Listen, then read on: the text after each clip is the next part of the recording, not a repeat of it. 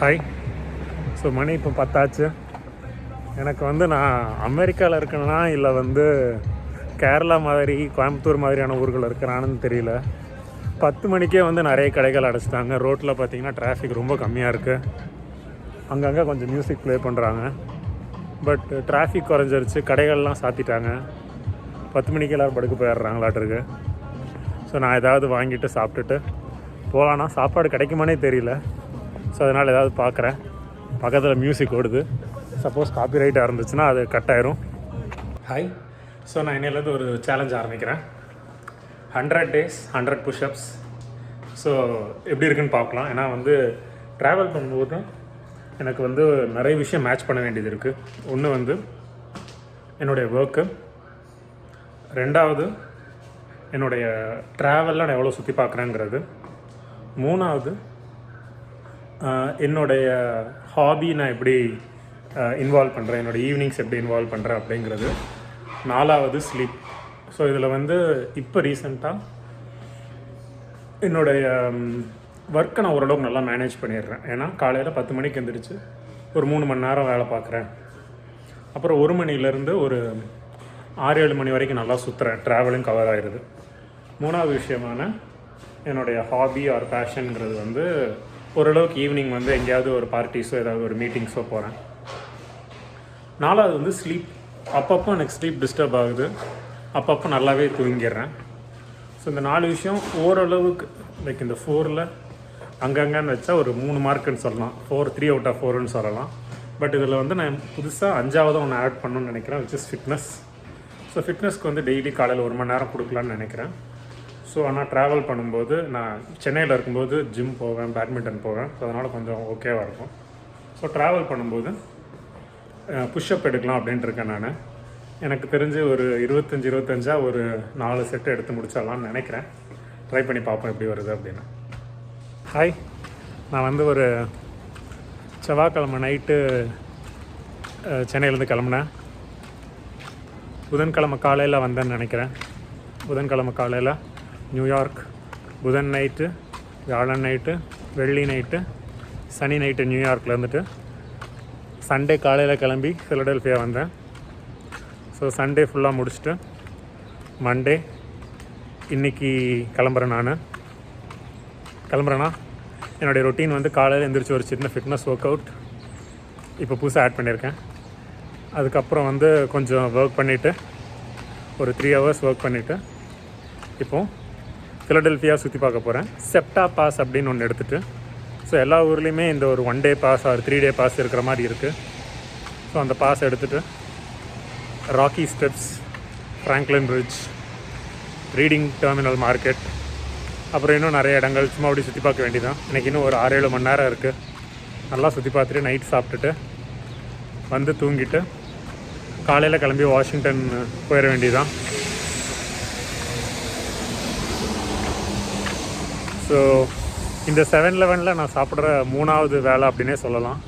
கிட்டத்தட்ட நான் சாப்பிட்ட எல்லா டைமுமே இங்கே 7-Elevenல் தான் சாப்பிட்ருக்கேன். $4க்கு 2 பீஸாவும் ஒரு ட்ரிங்க்கும் கொடுக்குறாங்க. செம்ம டீலாக இருக்குது. ஸோ இங்கே பக்கத்தில் ஏதாவது ஒரு மிஷின் ஆர் ஏதாவது ஒரு மெட்ரோ ஸ்டேஷனுக்கு போனோம் அப்படின்னா அந்த செப்டா பாஸ் வாங்கலாம்னு நினைக்கிறேன். வாங்கிட்டு போக வேண்டியதுதான். அதோட முக்கியமான விஷயம், நான் இன்றைக்கி தான் Miami up and down tickets போட்டேன். ஒரு நைட்டு தான் ஸ்டே பண்ணுறேன். பட் இருந்தாலும் மயாமியை பார்க்கணுன்னு எனக்கு ஒரு ஆசை வந்துருச்சு. மயாமிங்கிறது almost Goa of the world அப்படின்னே கூட சொல்லலாம் நம்ம ஊர் பாஷையில். ஸோ எப்படி இருக்குன்னு பார்ப்போம். ஸோ இந்த 7-Eleven தான். ஸோ இந்த 7-Elevenல் போயிட்டு வாங்கிட்டு சாப்பிட்டுட்டு அப்படியே கிளம்ப வேண்டியதான் அடுத்ததுக்கு. அப்படியே சூப்பராக இருக்குது ஊரெல்லாம் பார்க்குறதுக்கு. ஸோ நம்ம சினிமாவில் நான் பெருசாக ஹாலிவுட் மூவிஸ் பார்த்தது கிடையாது. ஸோ ஹாலிவுட் மூவிஸில் இருக்கிற மாதிரி. ஸோ ஒரு ட்ரெயின் போகுது. இது அப்படியே எங்கேயாவது யார்கிட்டயாவது கேட்டு விசாரித்தோம் அப்படின்னா போய்க்கலான்னு நினைக்கிறேன். இன்னொரு முக்கியமான விஷயம், இந்த ஹோல் ட்ரிப்பில் நான் இது வரைக்கும் ஒரு தடவை கூட டாக்ஸி எடுத்தது கிடையாது. ஒரே ஒரு தடவை மட்டும் கிரெடிட் கார்டு யூஸ் பண்ணிட்டேன். அது வேறு வழியே இல்லாமல் நான் என்னை யூஸ் பண்ண வச்சுட்டாங்க. ஸோ ஒரு சாப்பாடு சாப்பிடும்போது மட்டும் ஒரு டைம் யூஸ் பண்ண வேண்டியதாகிடுச்சு. அப்புறம் பெரிய அளவுக்கு எக்ஸ்ட்ராவாக கரன்சி மாற்ற வேண்டிய தேவையில்லை. நான் கொண்டு வச்சே மேனேஜ் பண்ணிக்கிட்டு இருக்கேன். ஸோ ஆல்மோஸ்ட் என்னுடைய ட்ரிப்போடைய பாதியில் இருக்கேன்னு நினைக்கிறேன். நான் செவ்வாய்க்கிழமை கிளம்பியிருந்தேன் அப்படின்னா இன்றைக்கி ஒரு மண்டே 6 நாள் முடிஞ்சிருச்சு. ஐ மீன் ஆல்மோஸ்ட் 6 நாள் முடிஞ்சிருச்சு. கரெக்டாக பாதி ஆஃப் த ட்ரிப்பில் இருக்கேன். நல்ல சாட்டிஸ்ஃபைடான ட்ரிப். இன்னும் மிச்ச ட்ரிப் எப்படி போகுதுன்னு பார்ப்போம். நன்றி. ஸோ இதுதான் அந்த 2 பீட்சா, அப்புறம் இந்த ஒரு ட்ரிங்க்கு. ஆல்மோஸ்ட் ட்ரிங்க்கு ஃபில் ஆகிட்டு வருது. ஸோ இது ரெண்டும் $4ங்கிறது இந்த ஊருடைய ரேஞ்சுக்கு வந்து ரொம்ப பரவாயில்லன்னு சொல்லுவேன்.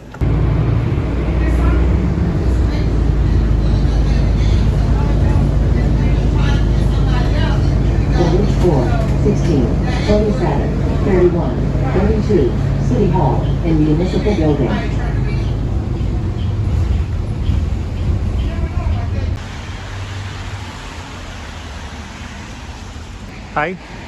ஸோ ஃபிலடெல்ஃபியாவில் என்னுடைய செப்டா பாஸ் வாங்கிட்டேன். கார்டு வந்து $4.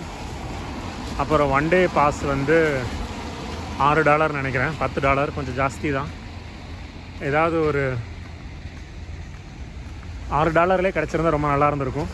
பட் பரவாயில்ல. ஸோ 8 ரைடு மொத்தமாக எடுத்துக்கலாம்னு நினைக்கிறேன். இது வந்து ஃபிலடெல்ஃபியாவுடைய அப் டவுன். பில்டிங்ஸ்லாம் சூப்பராக இருக்குது. ஆக்சுவலாக நேற்று நான் இருந்த பார்ட் ஆஃப் ஃபிலடெல்ஃபியா வந்து ரொம்ப ரிலாக்ஸ்டாக சிம்பிளாக இருந்துச்சு. இது நல்லா இருக்குது பார்க்குறக்கு. இதுவும் நல்லாயிருக்கு. இங்கே ஒரு பாலடைஞ்ச ரயில்வே ஸ்டேஷன் இருக்குது. சரி பண்ணிகிட்டு இருக்காங்கன்னு நினைக்கிறேன்.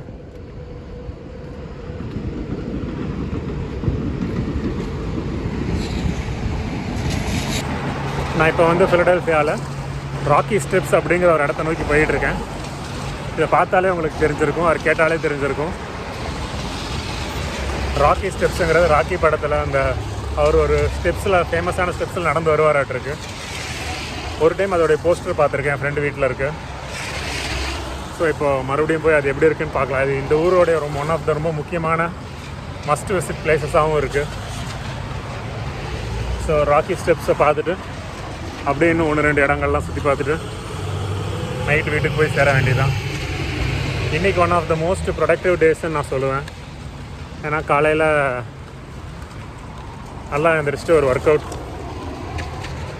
கொஞ்சம் வேலை, ஒரு சின்ன பிரேக்ஃபாஸ்ட் ஒரு லன்ச் மிக்ஸ் பண்ணி சாப்பிட்ட ஒரு ஃபுட்டு, அதுக்கப்புறம் கொஞ்சம் சைட் சீயிங். எனக்கு தெரிஞ்சு இன்றைக்கி ஈவினிங் எதுவும் பெருசாக பண்ண முடியாதுன்னு நினைக்கிறேன். ஸோ இதுவே ஓகே தான். பார்ப்போம் ராக்கி ஸ்டெப்ஸ் எப்படி இருக்குது, இன்னும் மற்ற பிளேசஸ்லாம் எப்படி இருக்குன்னு பார்ப்போம்.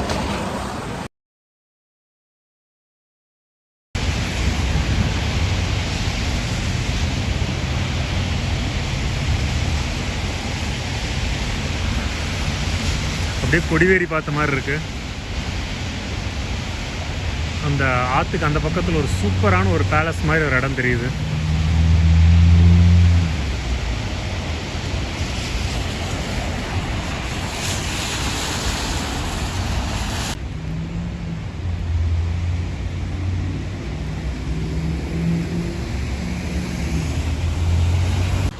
ஸோ இதுதான் அந்த ராக்கி ஸ்டெப்ஸ் இருக்கக்கூடிய ஏரியான்னு நினைக்கிறேன்.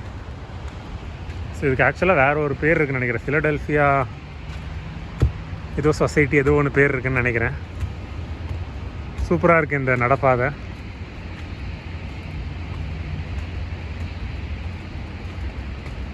பயங்கர ஹிஸ்ட்ரி இருக்காட்டிருக்கு இதுக்கு. ஒரு ஆல்மோஸ்ட் 200 வருஷத்துக்கு முன்னாடி 1830களில் என்னமோ ஒரு ஹிஸ்ட்ரி போட்டிருந்தாங்க. அந்த ஆறு சூப்பராக தெரியுது. ஆக்சுவலாக ஃபிலடெல்ஃபியாங்கிறது என்ன அப்படின்னா டெலாவேர் அண்டு ஸ்க்ரூலுஸ் அந்த இன்னொரு ஆறு இருக்குது. அந்த 2 ஆறும் மீட் பண்ணுற இடம் தான். அந்த 2 ஆறும் மீட் பண்ணுற இடம் வந்து நல்லா செழிப்பாக இருந்து அங்கே தான் ஃபிலடெல்ஃபியா உருவாயிருக்கு. ஐ மீன் இப்போ நான் இருக்கிற ஃபிலடெல்ஃபியாவோட முக்கியமான சிட்டி பகுதி. ஸோ சூப்பராக இருக்குது அந்த ஆரோடைய ரூட்டை பார்க்குறதுக்கு. ஸோ இதுதான் அந்த ஆறுன்னு நினைக்கிறது. ரெண்டும் சேர்ந்து இங்கேருந்து டெலாவேர் அப்படிங்கிற மாதிரி மாறுது. ஸோ சின்ன ஆறு பெரிய ஆறு மீட் பண்ணி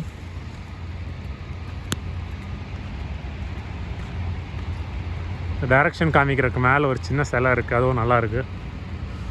இது அப்படியே பார்த்தா எனக்கு கொடிவேரி தான் ஞாபகம் வருது. கொடிவேரியில் இப்படி தான் இருக்கும். தடால கூட இப்படி தான் ஒன்று இருக்குன்னு நினைக்கிறேன். அங்கே பார்த்தீங்கன்னா உங்களுக்கு ஒன்று தெரியலாம், ஒரு மரம் அப்படியே அடிக்கப்பட்டு அப்படியே தண்ணியில் வந்து அப்படியே அந்த இடத்துல ஸ்டக் ஆகி நிற்குது. இன்னும் கொஞ்சம் தண்ணி வந்துச்சு அப்படின்னா அப்படியே அது கீழே வந்து அடுத்தடுத்த இடத்த நோக்கி போகும். தண்ணியில் இலை விழுற மாதிரி தான் ஒரு மரமே கிடக்கு.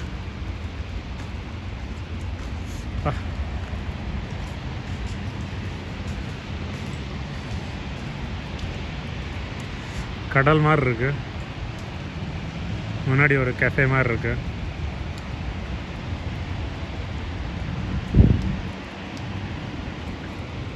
இந்த ஊர்லேயும் நம்ம ஊர் மாதிரி நிறைய எழுதி வச்சுருக்காங்க.